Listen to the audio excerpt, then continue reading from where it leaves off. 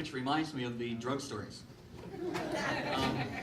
And these are true drug stories of the 60s, and which many of you may actually have been there. But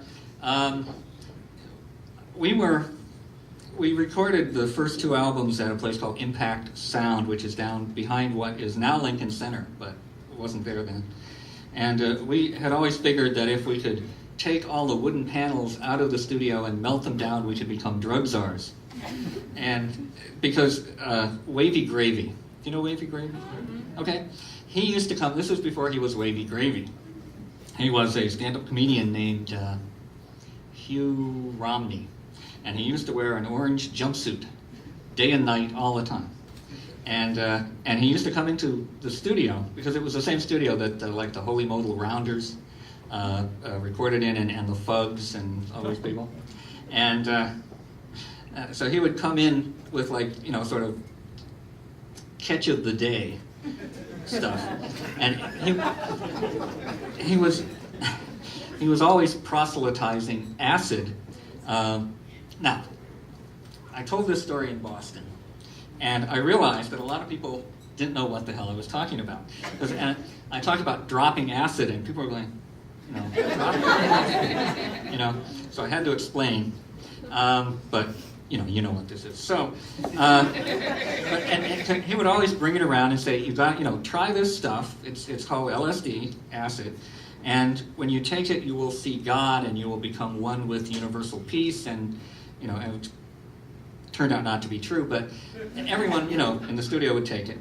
And I remember, this is the true typical 60s story. I swear to God, he came in one day, and he said, "Man, you've got to try this stuff.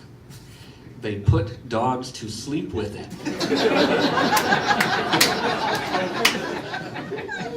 And that was a recommendation, you know, in those days. And also, around the same time, we were talking with a big unnamed recording company. And you know, they were up at their offices, and in those days, it's like 1968, they were in Columbus Circle, which in a place which is now the Gulf and Western Building, or it was for a while the Gulf and Western Building. But they were on the 7th floor, a large recording company, and they had the 7th floor, and the New York Narcotics Bureau had the 9th floor. And, you know, and the Doors would come up and visit, you know, the 7th floor, because they were on electric. And it was a big joke, and I saw this done. So a large unnamed recording company can't say I'm a liar.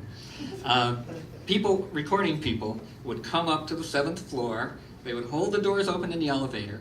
They would puff marijuana full into the elevator. And then they would push 9.